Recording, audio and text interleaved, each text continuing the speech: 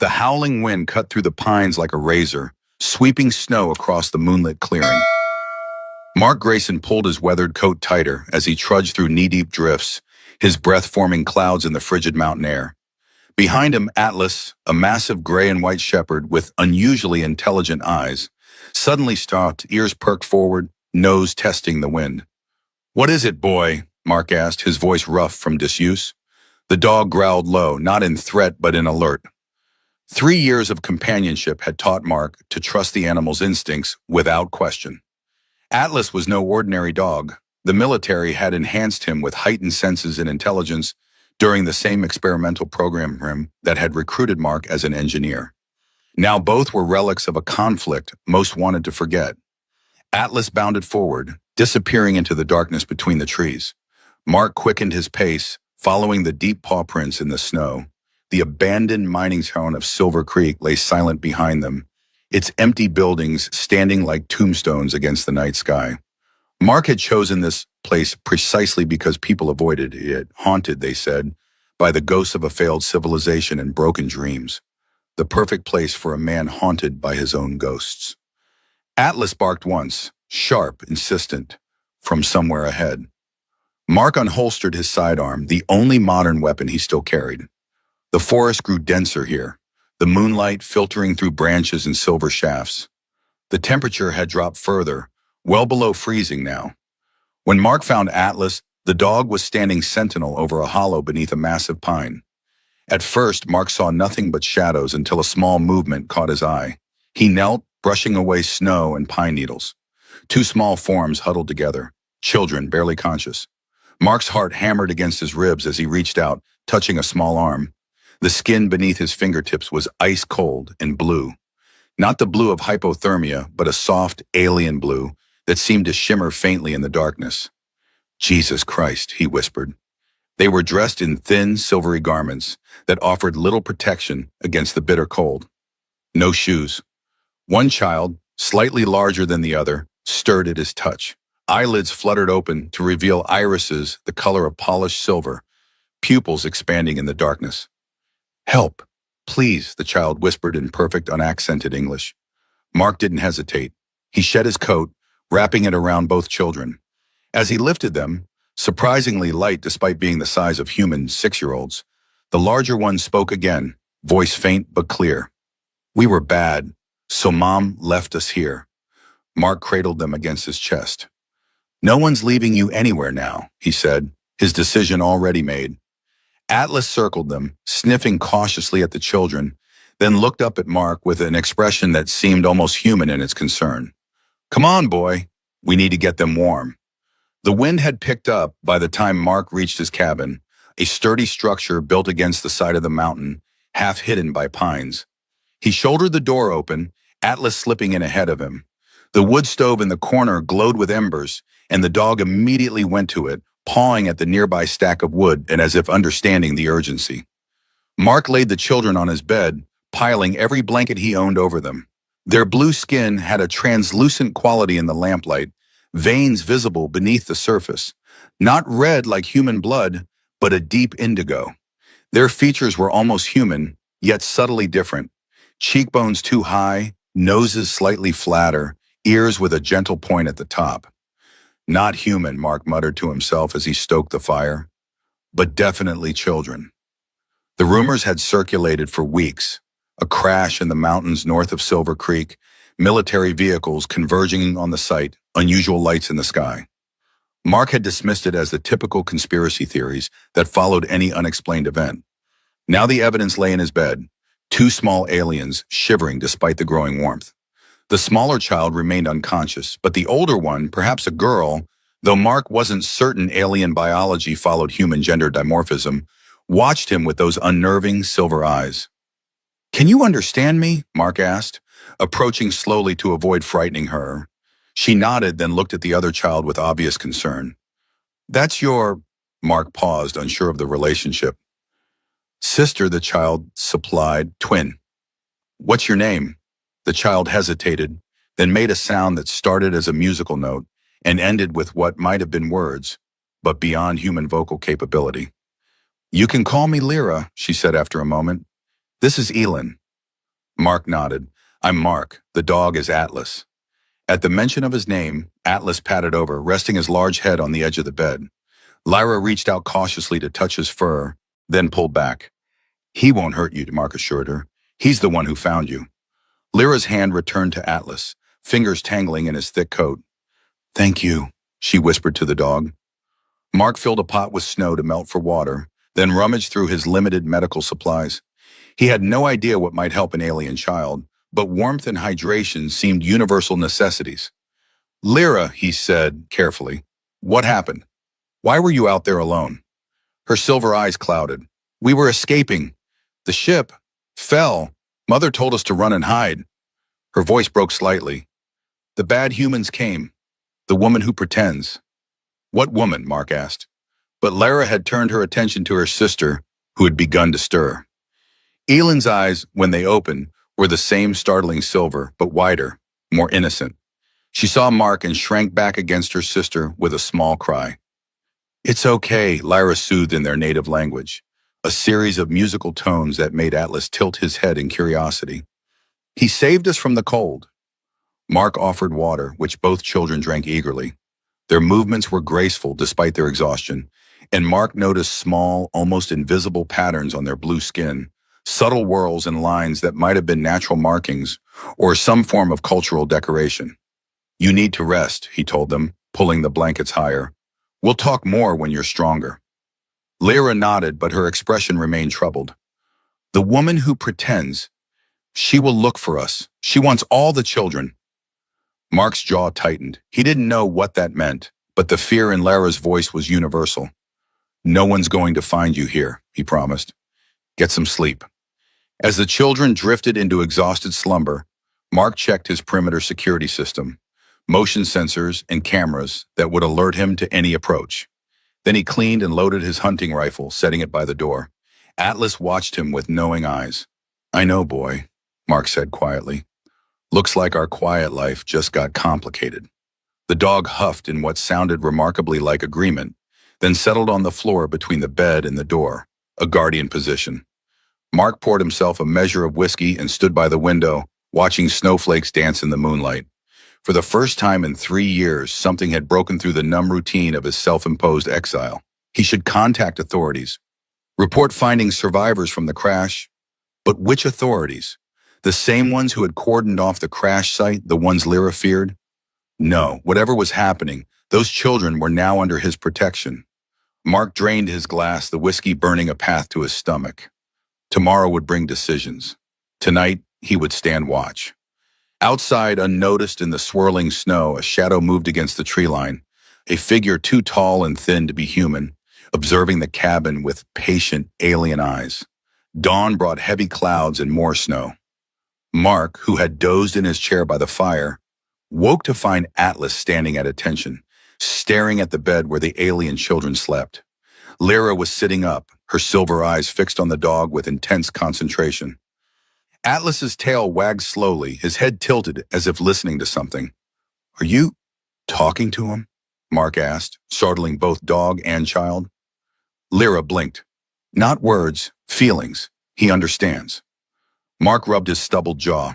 The military scientists had enhanced Atlas's intelligence and sensory perception, but nothing in their reports had suggested telepathic abilities. Then again, they hadn't been testing against alien minds. Elend stirred beside her sister, murmuring something in their musical language. Her color seemed better this morning, the blue of her skin richer and more vibrant.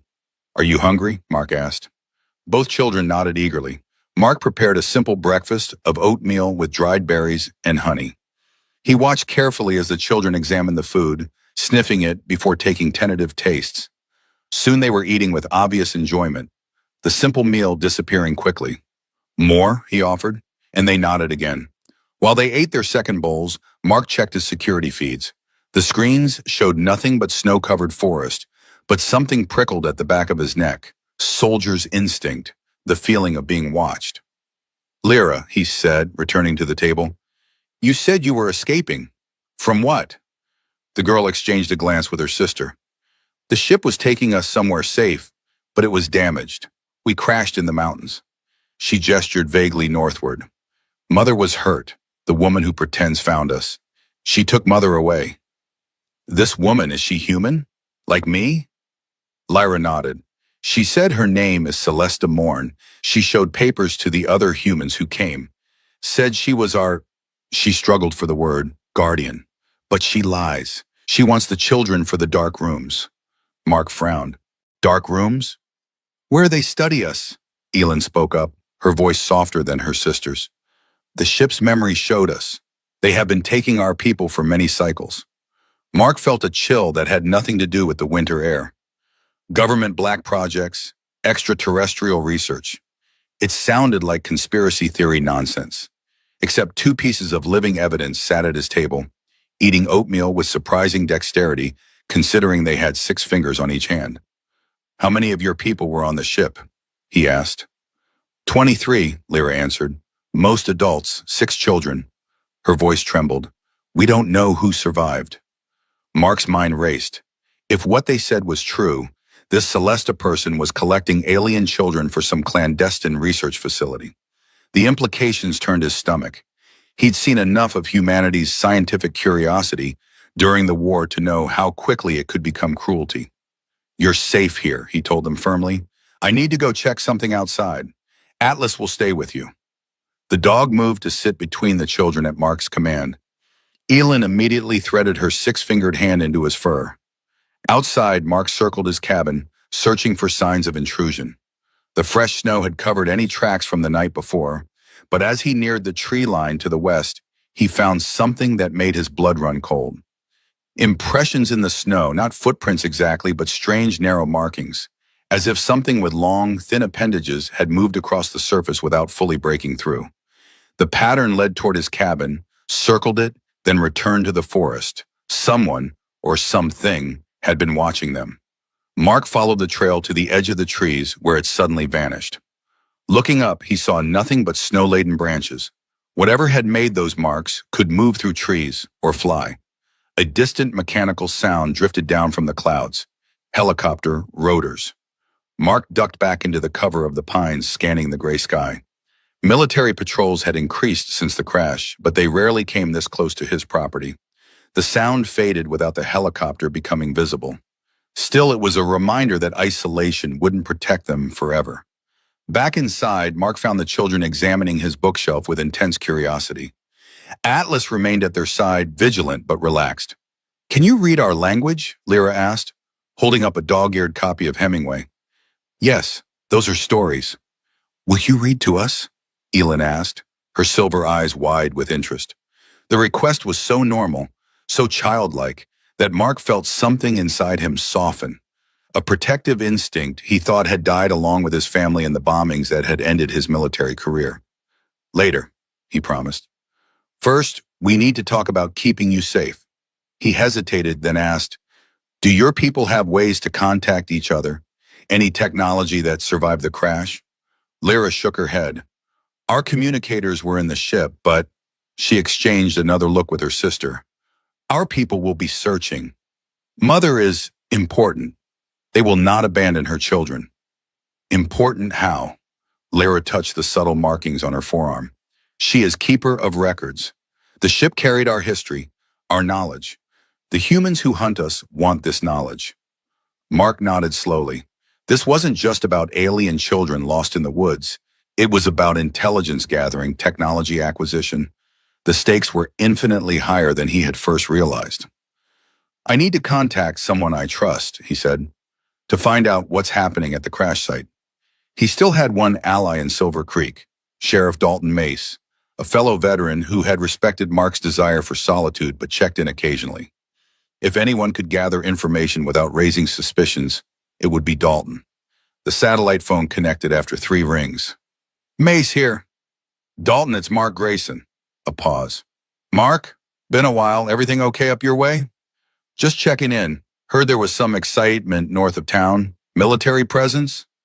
Another pause. Longer this time. Yeah, some kind of government research plane went down. Hazardous materials situation, they're saying. Areas under quarantine. Casualties? They're not saying much. Why the interest, Mark? Thought you were done with the outside world. Mark watched the alien children now sitting on the floor with Atlas, communicating with him in that strange, silent way. Just curious, saw helicopters. We'll steer clear of the North Ridge. Whole area's locked down tight. Listen, Mark. Dalton's voice dropped. There are rumors, strange lights, unusual tracks in the snow. Folks are spooked. People love a mystery, Mark said noncommittally. Maybe, but I've seen some of these tracks myself. Not animal, not human either. Just be careful up there, all right? Always am, thanks, Dalton. Mark ended the call, troubled. If Dalton had seen tracks like the ones outside his cabin, others would too.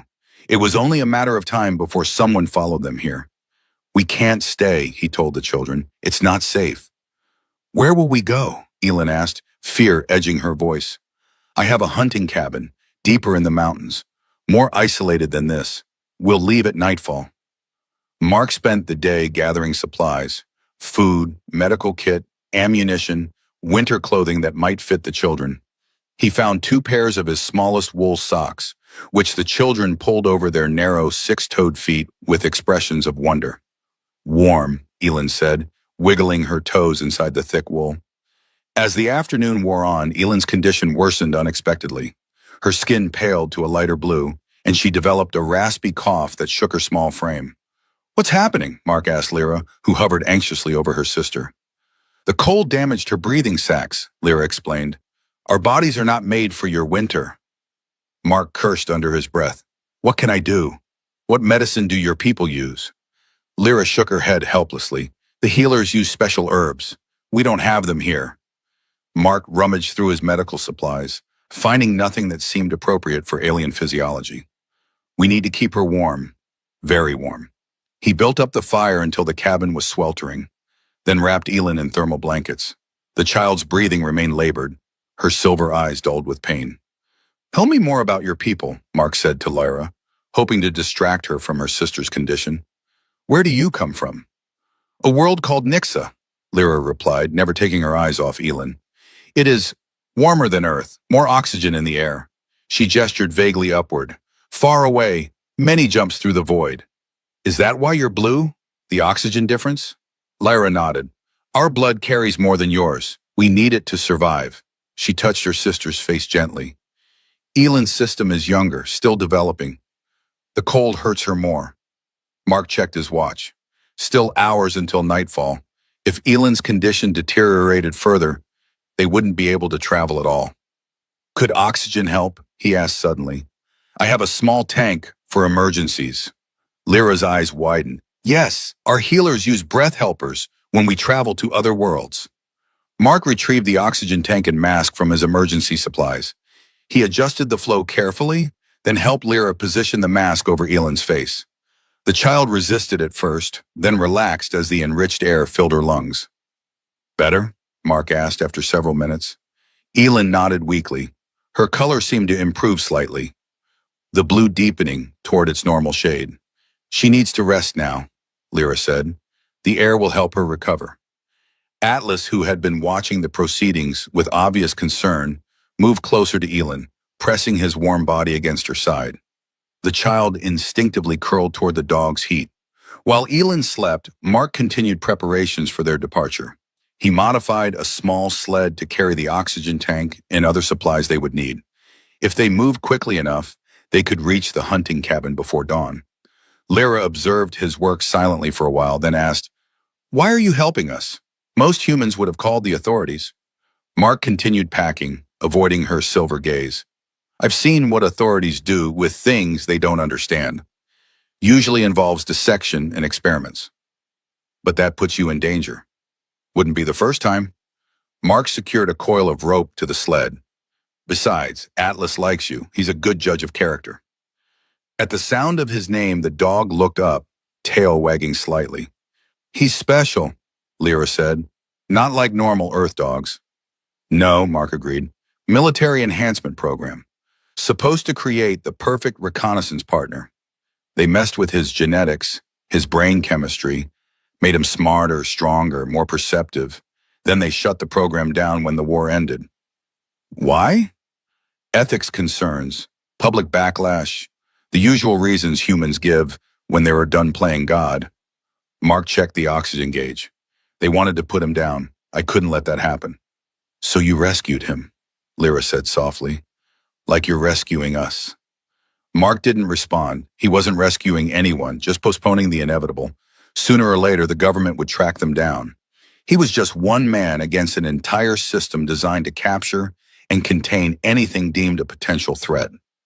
A sudden alert from his security system interrupted his thoughts. Someone had triggered the perimeter sensors. Mark moved quickly to the monitors, checking each camera feed. What is it? Lyra asked, sensing his tension. Not sure yet. Mark cycled through the feeds. Nothing on the eastern approach. Nothing to the south. Nothing there. Movement on the northern perimeter. A figure trudging through the snow. Hunched against the wind. Human-sized, wrapped in a heavy coat. Moving directly toward the cabin with determined steps. We have company, Mark said grimly, reaching for his rifle. Lyra rushed to Elend's side, protective. The woman who pretends? Can't tell. Mark zoomed in as much as the camera allowed. The figure wore a hood pulled low, concealing their face. Something about the gate seemed familiar, though. I'm going out to intercept, he decided. Stay in immediate. Keep the door locked. If anything happens to me, take Atlas and run. Head south, downhill. Find Sheriff Mace in Silver Creek. Lyra nodded, her young face suddenly looking much older. Be careful. Mark checked his sidearm, then slipped outside, circling through the trees to approach the intruder from the side. The snow had stopped falling, but the wind had picked up, whipping loose powder into miniature cyclones. Perfect cover for his approach. He closed within 20 yards of the figure before taking position behind a large pine. The stranger continued forward, seemingly unaware of his presence. From this angle, Mark could see it was a woman, her face still hidden by the hood. That's far enough, he called, raising his rifle. Identify yourself. The figure stopped, hands slowly rising in a gesture of surrender. Mark, it's me. Rachel. Mark's breath caught. Rachel Miller, the doctor who had treated him after the bombing, who had later become more than just his physician, the woman he had left behind when he retreated to the mountains. Rachel, he said, disbelief evident in his voice. What the hell are you doing here? She pushed back her hood, revealing the face he had once known so well. Older now, more lined, but still unmistakably her. Can I lower my arms? It's freezing out here. Mark lowered his rifle but didn't put it away. How did you find me? Dalton told me where to look. After you called him, he contacted me. She took a step forward. He was worried about you, Mark. Said you sounded involved in something dangerous. So he sent you after 3 years of silence? He thought you might listen to me. Her expression hardened slightly. And I wanted to see for myself that you were still alive. Mark hesitated. Rachel had no connection to government agencies that he knew of. She had been a civilian doctor at a military hospital, nothing more. But 3 years was a long time. People changed, loyalties shifted. What do you want, Rachel? To help? She gestured toward the cabin. Dalton said you might have found something from the crash site. Mark's grip tightened on his rifle. What do you know about that? Only rumors, but I've seen what they're building at the Northridge facility, heard things from colleagues who were contracted to work there. Her voice dropped. They're holding survivors, Mark, running tests. It's not right. How do I know you're not working with them? Rachel met his gaze steadily. Because I remember what the war did to you, what you told me about the military's special projects. I wouldn't be part of something like that. Mark studied her face, searching for any sign of deception. Finding none, he made a decision. Come with me, but understand, if you're lying, if you're leading them to us, I won't hesitate. She nodded solemnly. I understand. He led her back to the cabin, alert for any sign of pursuit or surveillance. At the door, Atlas greeted them with a low growl, positioning himself between the newcomer and the children. It's okay, boy, Mark said. For now. Lyra stood protectively beside Elend's bed, her silver eyes wary as they assessed Rachel. The doctor, to her credit, showed only momentary surprise at the sight of the blue-skinned children before her medical training took over. The smaller one is ill, she observed. Respiratory distress? Mark nodded. Cold exposure. Their physiology isn't adapted to our winter. May I? Rachel gestured toward Elend. Lyra looked to Mark for guidance. He nodded once and she stepped aside, though her posture remained tense. Rachel approached carefully, her movements slow and non-threatening. She examined Elin without touching her, observing the child's breathing, the color of her skin, the oxygen mask. The supplemental oxygen was smart, she told Mark, but she needs more than that. Their hemoglobin equivalent must be significantly different from ours. She turned to Lyra. Does your species use any particular medications for respiratory conditions? Lyra seemed surprised by the direct, respectful question. Yes, extracts from the Gela plant. It helps expand the breathing sacs. I don't have that, Rachel said, but I might have something similar. Human medications that dilate bronchial passages. She opened her pack, revealing a well-stocked medical kit. I brought supplies, just in case. As Rachel treated Elin, Mark watched her work, memories surfacing of another time when her skilled hands had saved a life. His own. He had trusted her then, completely. Now caution tempered that trust. Why would Dalton contact you? He asked while she administered a nebulizer treatment to Elin. After all this time? Rachel's hands remained steady. Because he's scared, Mark. The people running the facility have been pressuring him, threatening his family. He needed someone he could trust who might be able to help you. She met his gaze briefly. There aren't many people who fit that description. And you came, just like that? Risked everything? Not just like that. I've been working with a group, doctors, scientists, civil rights advocates. We've been monitoring the situation since the crash, trying to gather evidence of what's happening at that facility. She adjusted the oxygen flow. When Dalton called, I was already looking for a way to make contact with any survivors who might have escaped. A resistance group, Mark said flatly. If that's what you want to call it. We prefer Ethical Oversight Committee. She finished the treatment and stepped back. She should breathe easier now. The medication will help for about 6 hours. Lyra immediately moved to her sister's side, checking her condition. Elin's breathing did seem less labored, her color improving further. Thank you, Lyra said to Rachel, the words clearly costing her pride. Rachel nodded acknowledgement, then turned back to Mark.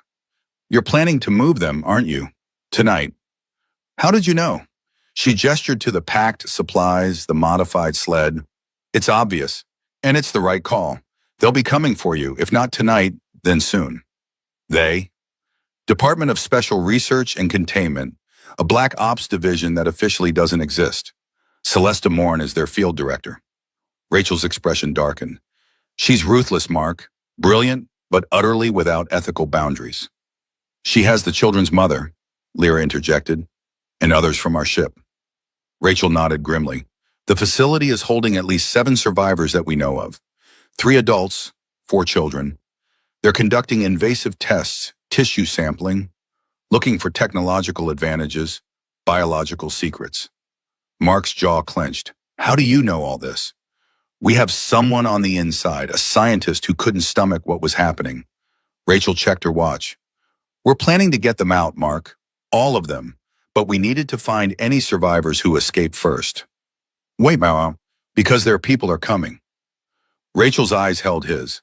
Our intelligence suggests they've been monitoring the situation from orbit, preparing a rescue mission of their own. If they arrive while their people are still captive, they might see it as an act of war, Mark finished. Exactly. Rachel glanced at the alien children. We're trying to prevent an interspecies conflict before it starts. Mark absorbed this information, recalibrating his plans. If Rachel was telling the truth, and his instincts said she was, this changed everything. A simple escape to a more remote location wouldn't solve the larger problem. What's your group planning? He asked. Coordinated extraction. We have people inside who can disable security systems, provide access, but we need more firepower, more tactical expertise. She looked at him meaningfully. We need you, Mark. Before he could respond, Atlas suddenly raised his head, ears forward, body tense. A low growl rumbled in his chest. Everyone froze. Mark moved to the window, peering carefully through the blinds. The security monitor showed nothing, but Atlas's enhanced senses were rarely wrong. Something's out there, he said quietly. Rachel joined him at the window. Could be my people. I told them to stay back, maintain distance. Or it could be Morn's team. Mark checked his weapons. Either way, we need to. The window exploded inward in a shower of glass and splintered wood. Atlas barked furiously as Mark pulled Rachel down to the floor. A small cylindrical object clattered across the boards. "Flashbang!" Mark shouted. "Close your eyes!" The grenade detonated with a blinding flash and deafening bang.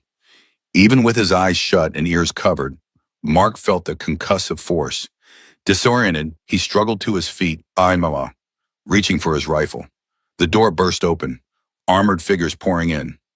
Mark fired, dropping the first intruder, but there were too many. A second flashbang flew in, then a third.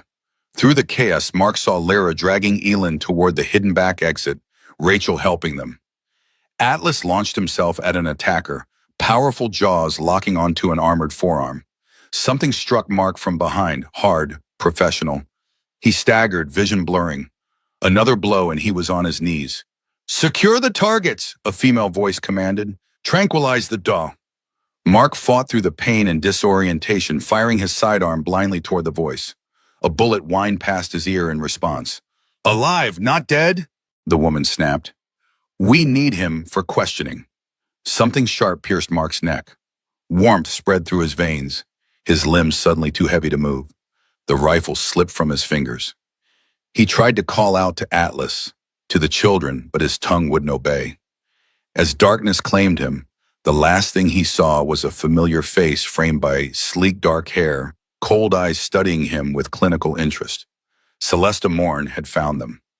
Mark regained consciousness slowly, awareness returning in fragments, cold metal against his back, restraints on his wrists and ankles, the antiseptic smell of a medical facility. He kept his eyes closed, assessing. No sounds of movement nearby, but the faint hum of electronic equipment.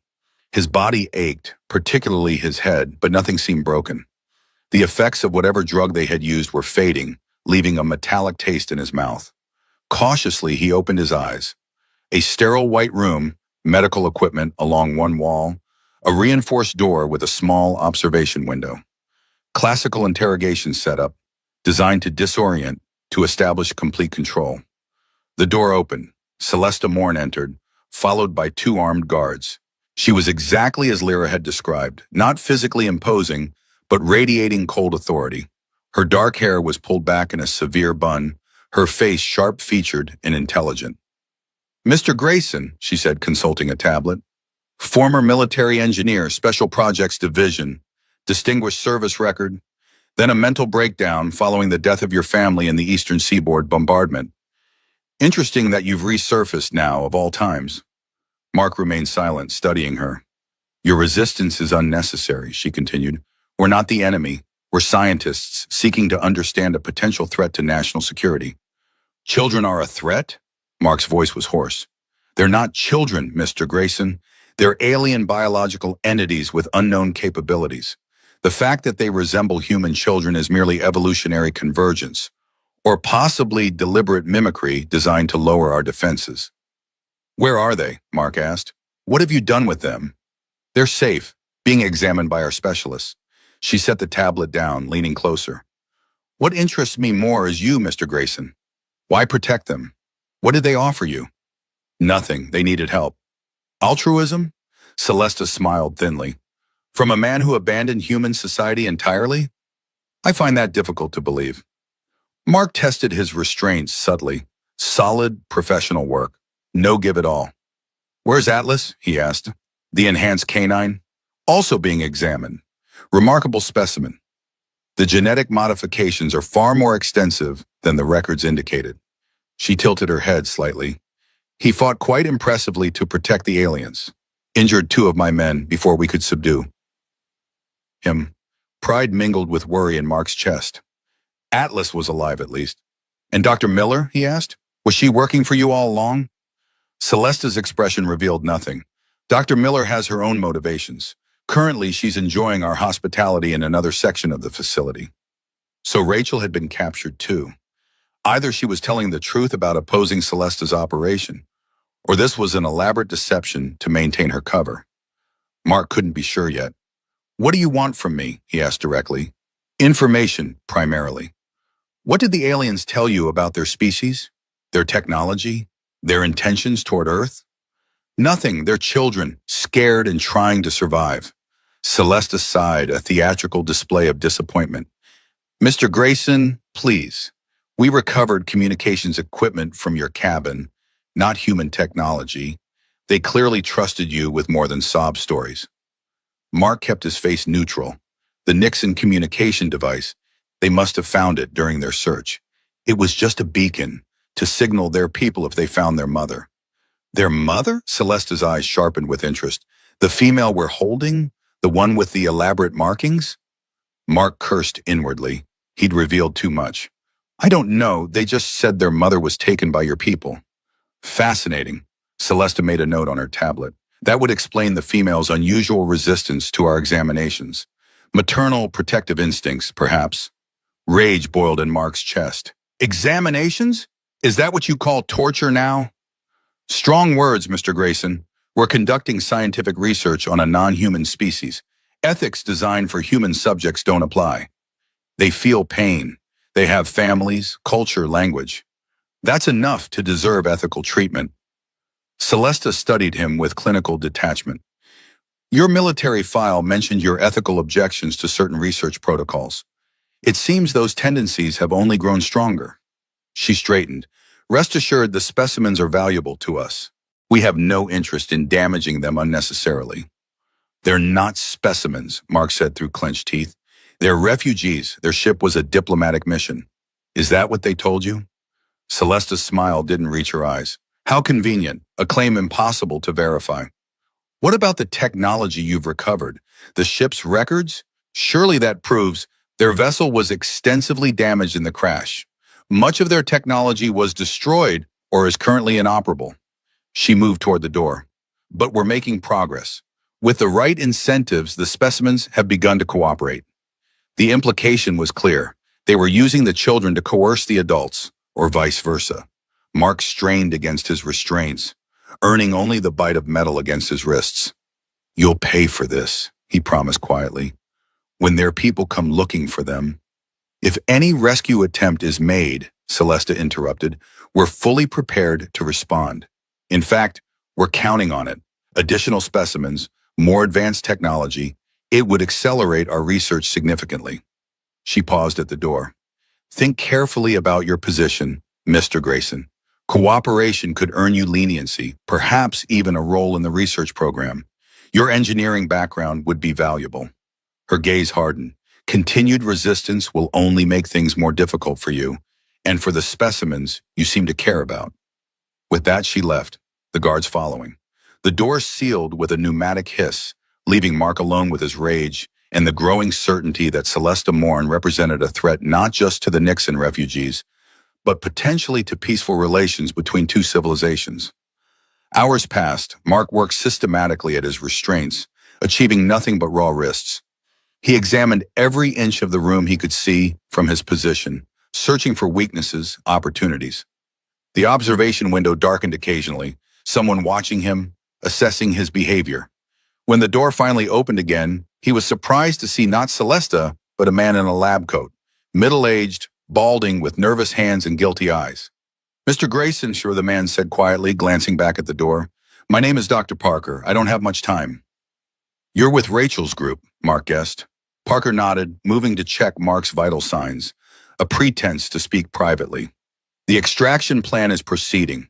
Tonight, 0200 hours. We've disabled the primary security grid, but the backup will activate within 3 minutes of any alarm. The children, Atlas? Sublevel C research wing. The dog is in the high-security containment area. They're having trouble keeping him sedated. Parker loosened Mark's restraints slightly. Not enough to free him, but enough to improve circulation. The adult aliens are in the primary research lab, heavily guarded. And Rachel? Interrogation block. They're suspicious of her, but haven't confirmed her involvement with us yet. Parker pressed something small and hard into Mark's palm.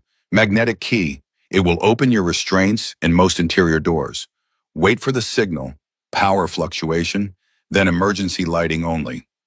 How many guards? 32 on night rotation, heavily armed.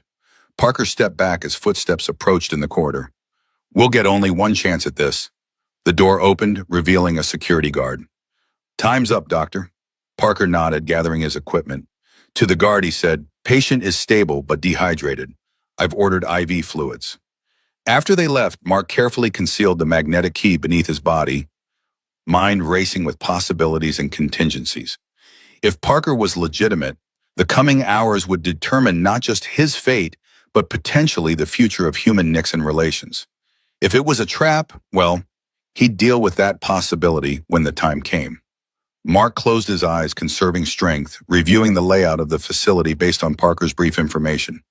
Sub-level C for the children, high-security containment for Atlas, primary research lab for the adult Nixons, interrogation block for Rachel. 4 targets spread throughout the facility. A coordinated extraction would be challenging under the best circumstances. With limited personnel and a 3-minute window before backup security engaged, it seemed nearly impossible. But Mark had faced impossible odds before. The bombing that had taken his family had also taught him something vital, that even in the darkest moments, action was preferable to surrender. Fighting, however hopeless, was better than passive acceptance. He would be ready when the signal came. The facility lights flickered precisely at 2 o'clock hours.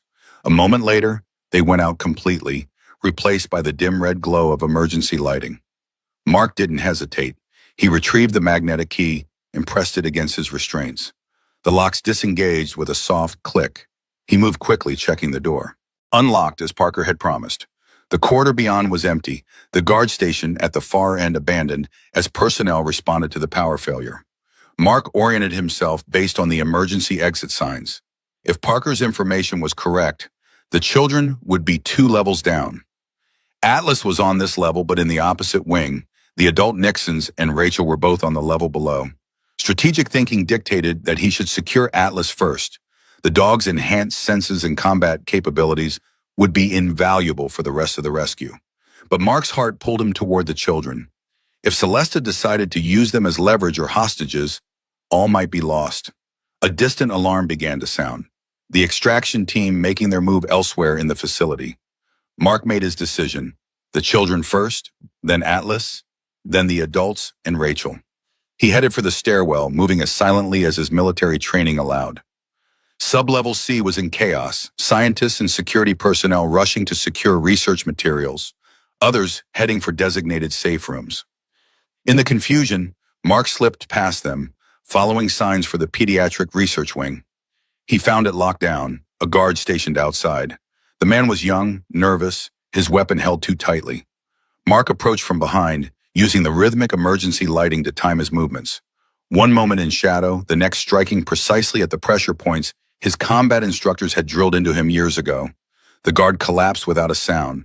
Mark caught him, taking his weapon and access card before dragging him into a supply closet. The access card worked on the pediatric wing doors.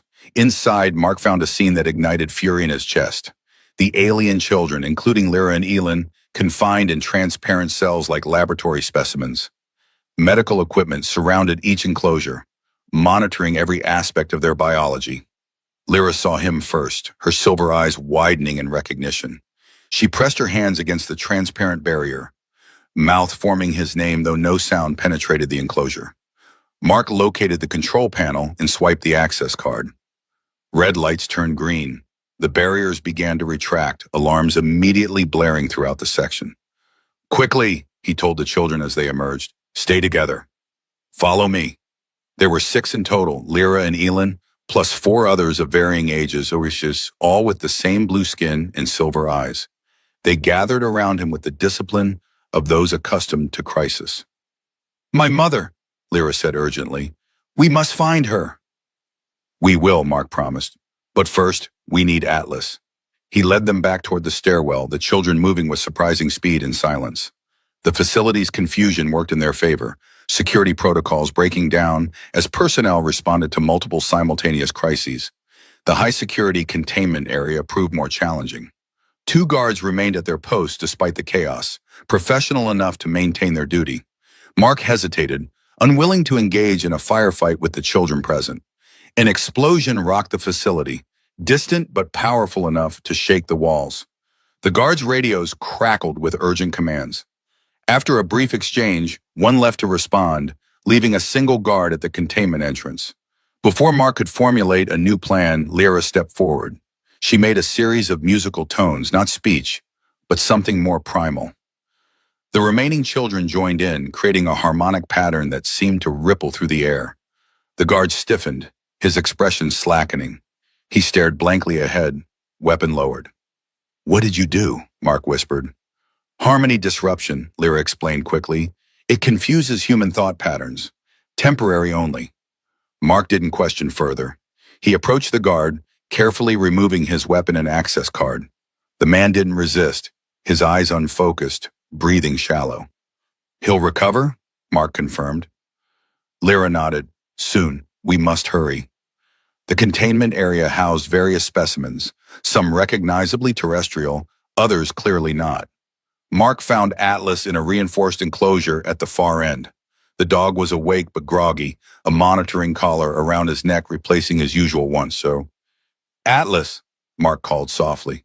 The dog's ears perked up, recognition lighting his intelligent eyes. He struggled to his feet as Mark opened the enclosure, immediately pressing against Mark's leg in greeting. "Good boy," Mark murmured, removing the monitoring collar. "Ready to work?" Atlas shook himself vigorously, seeming to throw off the remaining effects of sedation. His eyes fixed on the alien children with clear protective intent. "Find Rachel," Mark told him. "Dr. Miller, remember her?" The dog's ears twitched at the name. Mark retrieved a lab coat from a nearby hook, allowing Atlas to scent it. "Similar to this, find her." Atlas processed the command, then moved toward the exit with purpose. Mark and the children followed, now heading for the level where both Rachel and the adult Nixons were held. The facility's state had deteriorated further, smoke from the explosion filling some corridors, sprinklers activated in others. Security teams rushed past, focused on containing whatever breach had occurred on the opposite side of the complex. Atlas led them unerringly through the chaos, tracking scents only he could detect. They encountered resistance only once, a security team that spotted them in a junction. Mark pushed the children behind him, raising his appropriated weapon. Before either side could fire, another explosion rocked the facility. Closer this time. The ceiling collapsed between them, cutting off the security team and clearing their path forward. "Parker's people are creating diversions," Mark realized, "giving us a clear route." They reached the interrogation block to find it already breached. Bodies lay in the corridor, security personnel, dispatched with professional efficiency. Rachel stood amid them, armed with a guard's weapon, hair wild, a cut bleeding on her forehead. "Mark," she exclaimed, "you made it. We need to move. The primary research lab is under heavy guard. Our team is pinned down there." Atlas bounded to her side, confirming her identity beyond doubt. She knelt briefly to acknowledge him, then led them through a series of service corridors, avoiding the main confrontation points. "The extraction team entered from the north," she explained as they moved. "Created multiple diversions to thin out security, but Celesta's elite guards are concentrated around the adult aliens. They know that's our primary target." "How many of your people are here?" Mark asked.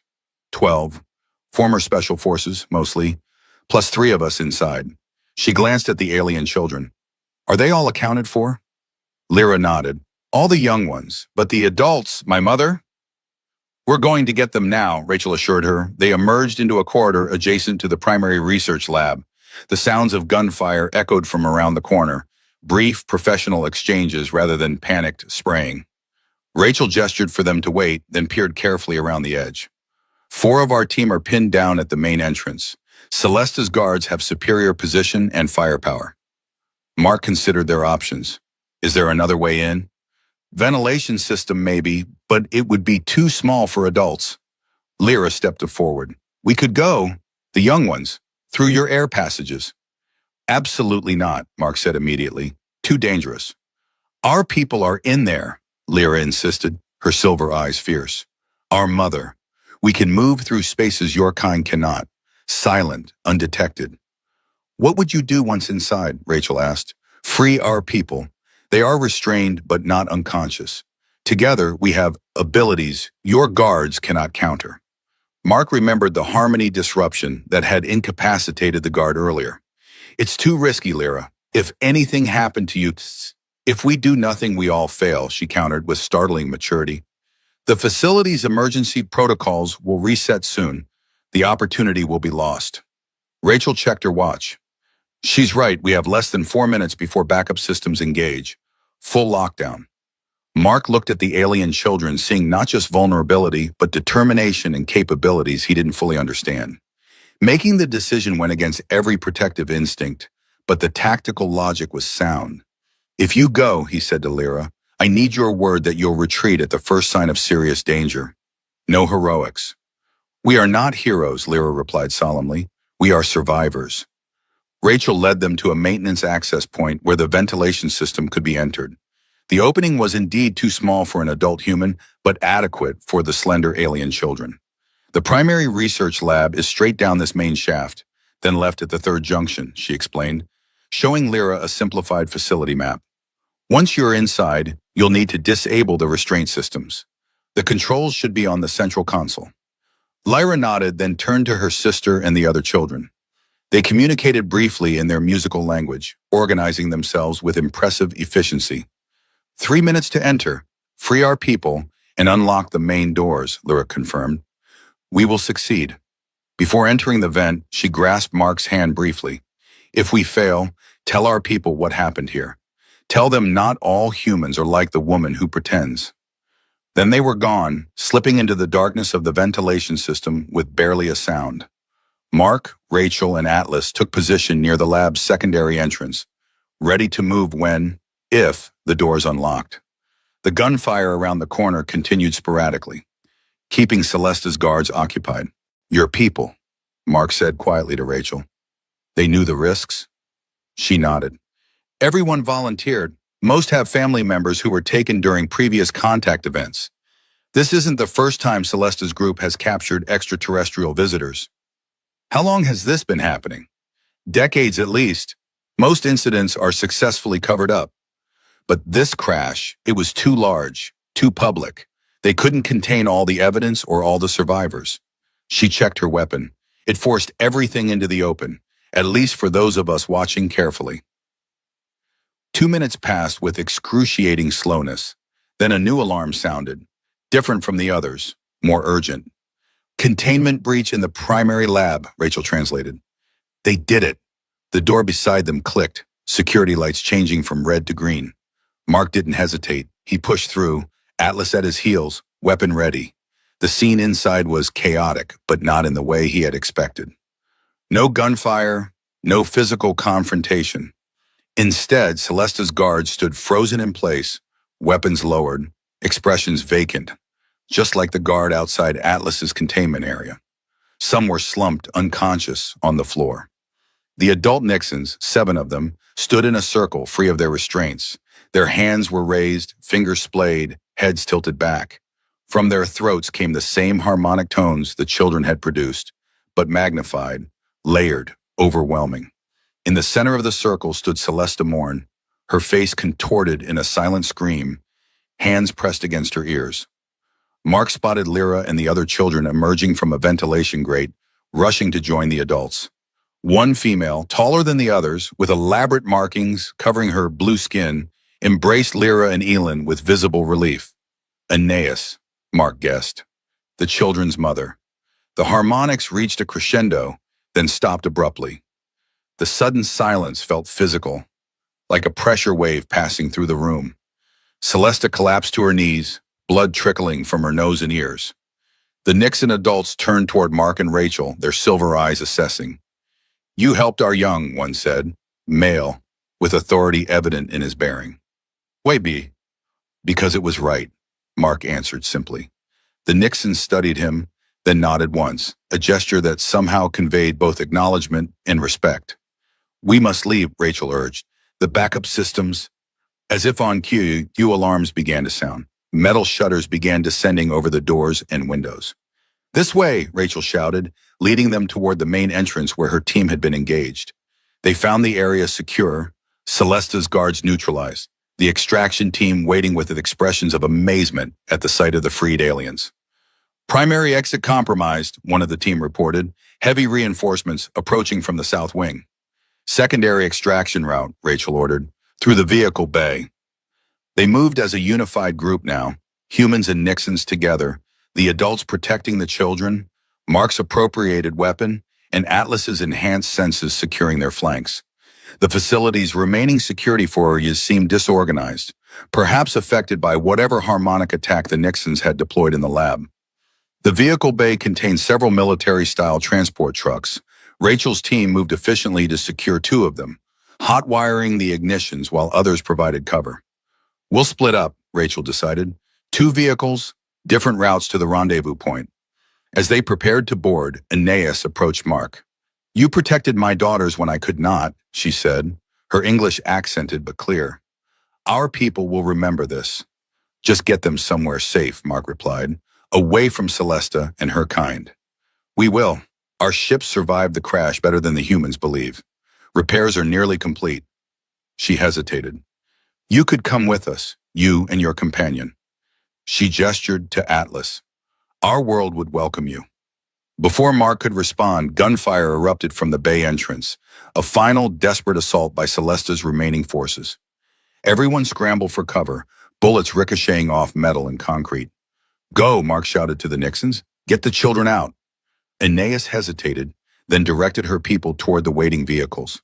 Mark, Rachel, and several team members provided covering fire, buying time for the aliens to board. Mark was preparing to fall back when he saw her. Celesta Morn, standing in a doorway across the vehicle bay, blood still streaking her face. In her hand was not a gun, but a small device with a blinking red light. "Dead man's switch," Rachel realized with horror. "She's wired the facility to blow." Mark didn't think, he acted. Shoving Rachel toward the nearest truck, he sprinted across the open space, directly into the line of fire. Atlas matched his pace, the dog's enhanced muscles propelling him in powerful bounds. A bullet grazed Mark's arm. Another tore through his side. He barely felt them. Focus narrowed to Celesta and the device in her hand. She saw him coming, her eyes widening in surprise, then determination. Her thumb shifted, preparing to release the switch. Atlas reached her first, a gray-white missile launching at her arm. His jaws closed around her wrist just as Mark tackled her bodily. They went down in a tangle of limbs, the device clattering across the floor, but the switch, crucially, still depressed. "It's over, Celesta," Mark gasped, blood soaking his shirt. "Let them go." "Never," she hissed. "They're too valuable. Their technology, their biology, it could advance us by centuries." "At what cost? Starting a war? Becoming monsters?" Her eyes burned with fanatic intensity. "For humanity's future, any cost is acceptable." Movement caught Mark's attention. Rachel, approaching cautiously, weapon trained on Celesta. "The device," Mark warned. "Dead man's switch. If she releases it..." Rachel nodded understanding. She knelt carefully, examining the fallen detonator without touching it. "Remote trigger, military grade," she assessed, connected to charges throughout the facility. No way to disarm it without the code. Celesta smiled coldly despite Atlas's growl, the dog's teeth still poised inches from her throat. "Precisely. So here's what happens now.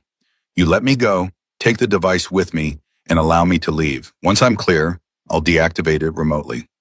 "And if we refuse," Mark asked, "then I release the switch and none of us leaves this facility alive." Her gaze shifted to the trucks where the Nixons waited. "Including your blue-skinned friends." Mark met Rachel's eyes, seeing his own calculation reflected there. Celesta was cornered but still dangerous, the most volatile combination possible. Before either could respond, a high musical tone filled the air. Mark looked toward the source. Aeneas, standing at the truck's open door, her six-fingered hands raised in a complex gesture. The tone modulated, becoming a pattern that seemed to pierce directly into Mark's mind.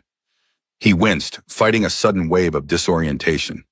Celesta reacted more severely, her body going rigid, eyes unfocused. "What are you?" she gasped. "Neural disruption," Aeneas explained calmly, "more precise than the harmony technique. It affects only the target." Rachel moved quickly, wrapping Celesta's finger around the switch with her own, maintaining pressure as she carefully took control of the device. "Got it," she confirmed, "but we still can't disarm it." "We can," Aeneas said. "Our technology interfaces with yours more easily than you might imagine. But we must hurry." Two adult Nixons emerged from the truck, approaching cautiously. One took the device from Rachel, examining it with silver eyes that seemed to perceive more than visible light. Simple electromagnetic pulse trigger, the alien assessed. Primitive but effective. While they worked to disarm the device, Mark sagged against a vehicle, the adrenaline fading and pain replacing it. Atlas pressed against his leg, whining softly in concern. "You're injured," Rachel observed, moving to examine his wounds. "I'll live," Mark grunted. "Just get everyone out of here before reinforcements arrive." The Nixon technicians completed their work, the device's red light fading to black. "Disarmed," one confirmed. "The explosives are inert."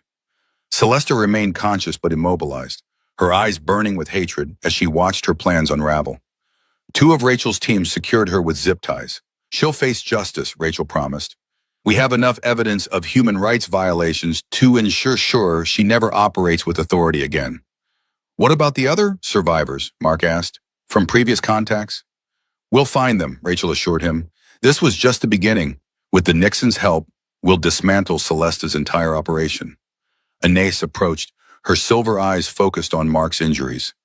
"You are bleeding heavily. Our healers can help." Mark nodded gratefully, allowing himself to be supported toward the waiting trucks. Atlas followed closely, unwilling to leave his side. As they prepared to depart, Lyra appeared at the truck's door, her young face solemn. "Are you coming with us?" she asked Mark. He looked at the alien child who had shown such courage, then at Atlas, then finally at Rachel, representing the human resistance against exploitation and cruelty. "I need to stay," he said gently. "Help Rachel's people find the others, like you, who've been taken. Make sure what happened here never happens again." Lyra's silver eyes dimmed with disappointment. "But you will visit when the bridge between worlds is established?" "I promise," Mark said, and meant it. Anais placed a six-fingered hand on her daughter's shoulder. "He is Shukren now, guardian of the bloodline. He has earned the right to move between our worlds when he chooses." She pressed something into Mark's palm, a small disc with swirling patterns that matched the markings on her skin. "The sign of the Keeper," she explained. "It will identify you to any Nixon you encounter. When you are ready, it will guide you to us." The facility's external alarms began to sound, reinforcements approaching. Rachel urged everyone into the vehicles, preparing for their escape. As the trucks roared to life, Lyra leaned out one last time. "We were not bad," she said suddenly. "Mother did not leave us. The ship was damaged. We were separated in the crash." Mark nodded, understanding. "I know, it wasn't your fault." "And we found you," she continued, a smile brightening her blue features. "The man with the toe who did not leave us in trouble."